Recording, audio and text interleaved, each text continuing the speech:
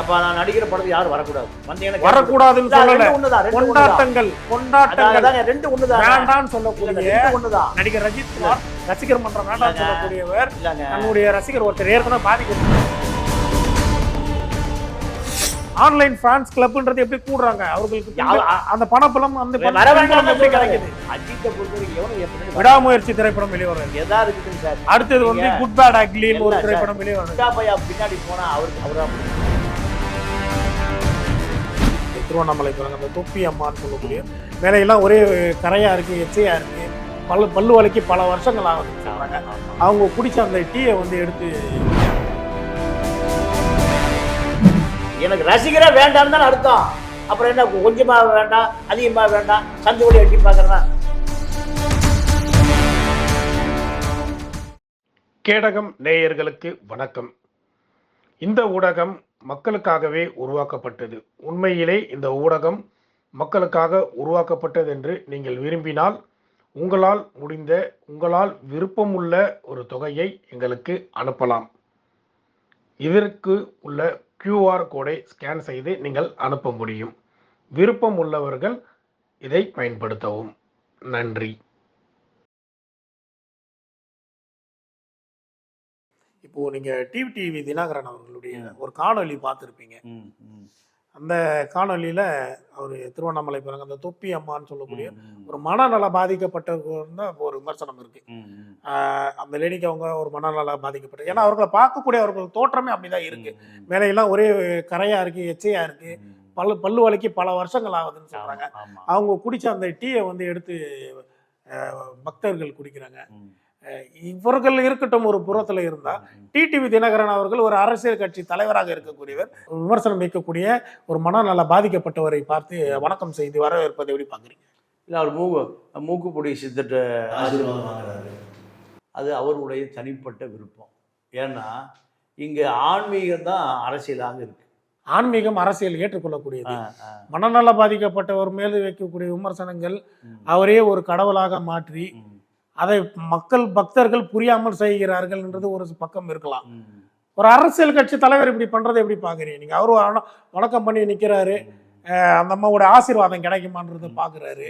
அதை எப்படி ஒரு அரசியல் கட்சி அவருக்கு இன்று பெரிய விமர்சனத்துக்கு மாறி இருக்கு இந்த விவகாரம்? இதை எப்படி பாக்குறீங்க? விமர்சனத்தை பத்தி அவருக்கு கவலைப்படலை. அவருக்கு அது விருப்பப்பட்ட விஷயம். மக்கள் விருப்பப்பட்டா ஓட்டு போடுறான், விருப்பப்படலைன்னா தினகரனுக்கு ஓட்டு போட வேண்டாம். ஆனா அவர் மாத்திக்க மாட்டார். எப்படி சார் அது அதை எப்படி மக்கள் ஏத்துக்கொள்வாங்க? மக்கள் ஏத்துக்கொள்ள வேண்டாம். பைத்தியக்கார மாதிரி சுத்திட்டு இருக்காங்க. யார் அந்த பொம்பளை பைத்தியக்கார மாதிரி சுத்திட்டு இருக்கா இப்படிதானே பாக்குறாங்க மக்கள். ஒரே எச்சையா இருக்கு, மேல எல்லாம் குளிச்சு பல நாளாச்சு, குளிச்சு பல வருடம், அழுக்கு துணியா இருக்கு, பல்லு வலிக்கு பல வருடங்கள் ஆகுதுன்னு சொல்றாங்க. இந்த மாதிரி இருக்கும்போது இப்படிப்பட்ட ஒருத்தரை ஒரு அரசியல் தலைவர் தேர்தலில் நேரடியாக சந்திக்கக்கூடிய ஒரு அரசியல் தலைவர், அவருக்கு பின்னாடி ஒரு கூட்டம் இருக்கு, அரசியல் கட்சி தலைவராக இருக்காரு, அந்த கட்சிக்கு ஒரு கூட்டம் இருக்கு, அந்த கட்சியை சார்ந்தவர்களும் எப்படி இதை பார்ப்பாங்க? இல்லை, என்னுடைய விருப்பம் மூக்குப்பொடி சித்தரும் என்னுடைய விருப்பம். நான் யாரை வேணாலும் போய் பார்க்கலாம், யாரை வேணா. ஆமா, என்னுடைய விருப்பம். அது விருப்பப்பட்டா எனக்கு பின்னாடி வா ஓட்டு போடு, இல்லைன்னா வராது. நான் என்னுடைய விருப்பங்களை நான் மாற்றிக்கொள்வது தயாரா இல்லை, மாற்றிக்கிறதுக்கே தயாரா இல்லை. இதுதான் என்னுடைய விருப்பம். என்னை பத்தி யாரும் விமர்சனம் பண்ணக்கூடாது. பிடிச்சா ஃபாலோ பண்ண, பிடிக்கலையே போயிட்டே அவ்வளவுதான். இதுதான் தினகரனுடைய ஸ்டாண்டு. இது தப்பு இல்லையே. இது எப்படி தப்பு இல்லைன்னு சொல்ல முடியும்? அவர் தொடர்ந்து வரக்கூடியவர்கள் அந்த விமர்சனத்தை வேண்டாத சொல்லி எப்படி வராதுன்னு சொல்றாரு. நீங்க அஜித் அசிங்கமா இருக்கு பாக்கிறதுக்கு, ஒரு வேண்டாய வராது முன்னாடி வராத. அஜித் ரசிகர் மாதிரி கலைச்சிட்டாரா இல்லையா? யாரும் என் முன்னாடி வராதரா, மண்டபம்லாம் வைக்காத, தட்டி வைக்காத, பேனர் வைக்காத, கலைச்சாரா இல்லையா அஜித்? அஜித்துக்கு ரசிகர் மன்றத்தை கலைச்சாரான்றதை விட அஜித் டிஜிட்டல் மயம் ஆக்கிட்டாரான்றத கேள்விதான் இருக்கு. இல்ல, அவரு இது வரைக்கும் எந்த ரசிகர் மன்றம் ஆன்லைன் ஃபேன்ஸ் கிளப் இருக்கு.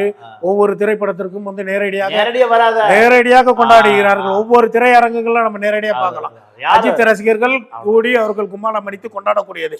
இந்த இடத்துல நடிகர் அஜித் அவர்கள் நேரடியாக சொல்லலாம், நான் ரசிகர் மன்றத்தை கலைத்து விட்டேன், நீங்க எதுக்கு என்னுடைய திரைப்படத்தை கொண்டாடுறீங்க, எதுக்கு கொண்டாடுறீங்க, நீங்கள் அப்படி கொண்டாடுறீங்கன்னா அந்தந்த காவல்துறை உங்க மீது நடவடிக்கை எடுப்பார்கள். இப்படி அஜித் சொல்லுவாரா?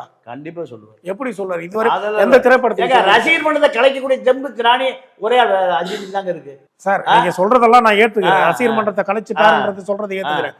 ஆன்லைன் ஃபேன்ஸ் கிளப்ன்றது எப்படி கூடுறாங்க அவர்களுக்கு அந்த பணப்பலம் அந்த வர வேண்டாம் எப்படி கிடைக்குது? அஜித்தை பொறுத்தவரைக்கும் எவனுக்கு எப்படி விடாமுயற்சி திரைப்படம் வெளியே வர்றது எதா இருக்கட்டும் சார். அடுத்தது வந்து குட் பேட் அக்லின்னு ஒரு திரைப்படம் வெளியே வருது. முட்டா பையா பின்னாடி போனா அவரா பொறுப்பு சார். முட்டாள் பையன் பின்னாடி போனான்றதை விட தன்னுடைய ரசிகர் தான் ஒருத்தர் வந்து துணை கொண்டாட்டத்தின் போது வண்டி மேல இருந்து கீழே விழுந்து மரணித்து போனாரு. அந்த ரசிகருக்கும் எனக்கு அந்த சம்பந்தமும் இல்லைன்னு சொல்லிட்டாரு அஜித். அவர்கள் வந்து அவருடைய கொண்டாட்டங்கள் அவர் ஏன் இவர் சொல்லக்கூடாது? என்னோட தன்னுடைய பெயரை பயன்படுத்துறாங்க, தன்னுடைய கட் அவுட் வச்சு கொண்டாடுறாங்க. அப்போ அந்த அஜித் வந்து நடிகர் அஜித் வந்து தன்னுடைய திரைப்படங்களுக்கு ரசிகர்கள் கொண்டாடும் போது அதை அவர் ஏத்துக்கிறாரா? அவர்கள் மூலமாக வரக்கூடிய அந்த வருமானத்தை அவர் ஏத்துக்கிறாரா? இதான ஒரு கேள்வி இருக்கு. அவரு எவனும் எனக்கு கொண்டாடாத சார், எனக்கு ரசிகர்கள் வேணாம், எவனும் வேண்டாம், கொண்டாட்டம் வேணாம், எதுவுமே யாரும் வேண்டாம். ஆனா ரசிகர்கள் மூலம் வரக்கூடிய அந்த பணம் மட்டும் வேணும். அதை விருப்பப்பட்டு தானே பாக்குறேன். நானும் அவனும் பார்க்க சொன்னேன். நானா வந்து சினிமா தியேட்டருக்கு வா, டிக்கெட் வாங்கி கியூ ஒரு அறிக்கை விடுவாரா, பகிரங்கமான அறிக்கை விடுவாரா நடிகர் அஜித் குமார்? பகிரங்கமான அறிக்கை. விடாமுயற்சி திரைப்படத்தை நீங்கள் கொண்டாடினால் உங்கள் மீது சட்டப்படி காவல்துறையினர் நடவடிக்கை எடுப்பார்கள், உங்களுக்கும் எனக்கும் எந்த சம்பந்தமும் இல்லைன்னு நடிகர் அஜித் ஒரு அறிக்கை விடுவாரா? நீங்க இப்ப என்ன எப்படி கேக்குறீங்கன்னா, அப்ப நான் நடிக்கிற படத்துக்கு யாரும் வரக்கூடாது, வரக்கூடாதுன்னு சொல்லல. கொண்டாட்டங்கள் ரெண்டு ஒண்ணுதான் வேண்டான்னு சொல்லக்கூடிய நடிகர் அஜித் குமார் ரசிகர் மன்றம் வேண்டாம்னு சொல்லக்கூடியவர். தன்னுடைய ரசிகர் ஒருத்தர் ஏற்கனவே பாதிக்கப்பட்டிருக்காரு, இறந்து போயிருக்காரு. பாதிக்கப்பட்டிருக்கிறத விட இறந்து போயிருக்காரு. அப்படி இருக்கும்போது மீண்டும் அந்த மாதிரியான உயிரிழப்பு வரக்கூடாது அப்படின்ற ஒரு நல்ல எண்ணத்துக்கு சொல்ல மாட்டாரான்னு கேட்கிறேன். இல்ல நீங்க அதான் நீ கேக்குறீங்க, என் படத்துக்கு யாரும் வரக்கூடாதுப்பா, வந்த கேஸ் வரக்கூடாது என்பது இல்லை, வரக்கூடாது என்பது இல்லை. வாங்க படம் பாருங்க, என்ஜாய் பண்ணுங்க, போங்க. இது வந்து எல்லாருக்கும் இருக்கக்கூடிய சுதந்திரம். திரைப்படம் என்பதை கொண்டாடலாம், திரையரங்குக்குள் கொண்டாடலாம், திரையரங்குக்கு வெளியே கொண்டாடுவது அஜித் ஏற்றுக்கொள்கிறாரா? அதுதான் கேள்வி. ஏங்க அந்த கட்சியை வேண்டாம், கத்திரிக்காய் வேண்டாம், ரசிகர் வேண்டாம்னு சொல்றான். இதுக்கு மேல என்னங்க ஒரு ஆள் சொல்லுவான்? சொல்லுங்க. என் மூஞ்சிலே முடிக்காதேன்னு சொல்றான், அதுக்கு பேர் ரசிகர் வந்து கலைக்கிறது. எதுவுமே வேண்டாம்னு சொல்லுவாங்க. கொண்டாட்டங்கள் மட்டும் ஏற்றுக்கொள்கிறாரு, கொண்டாட்டங்கள் மட்டும் வேண்டாங்கிறாரு அந்த ஆளு. நீங்க திருப்பி இதையே கேக்குறீங்க. ஏங்க ஒரு ஆளு எப்ப வராதப்பா போப்பாருன்னா, ஏங்க கொஞ்சம் எட்டி பாக்குறேங்க, உள்ள சந்துக்குள்ள எட்டி பாக்குறேங்க, இப்படியே சொல்லுவான் அவர்கிட்ட. ஏப்பா ரசிகர் மன்றம் வேண்டான்னு என்ன பேர்? அதுக்கு என்ன பேர் யோசிச்சு பாருங்க. எனக்கு ரசிகரே வேண்டான்னு தானே அர்த்தம்.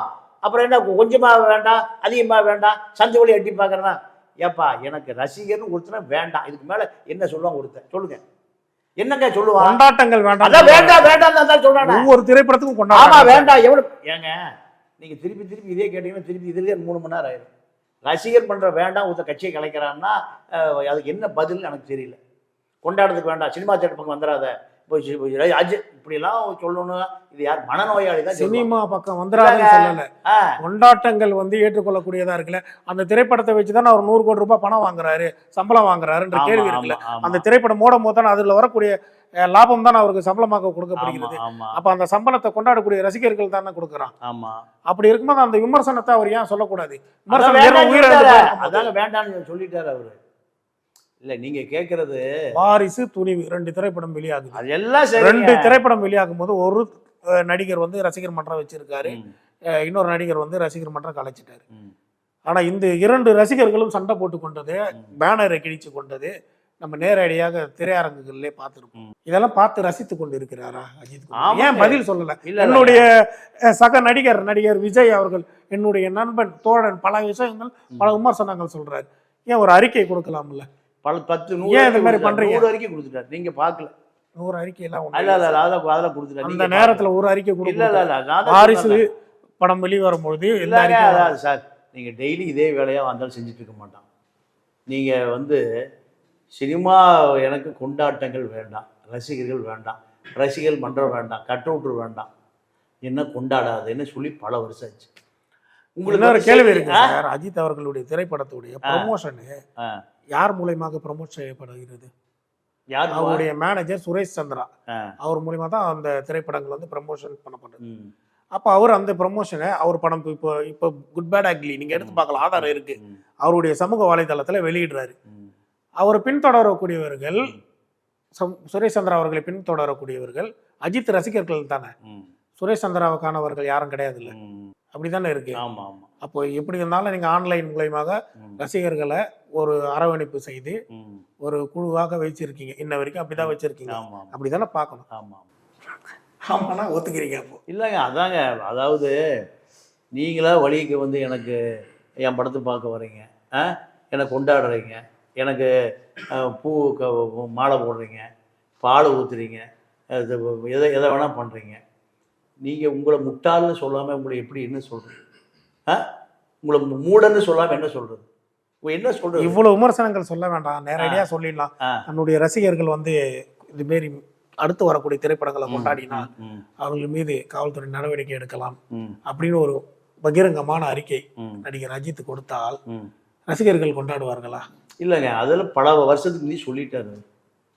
அதை மீறி போகிறவங்க அவர் என்ன பண்ணுவார்?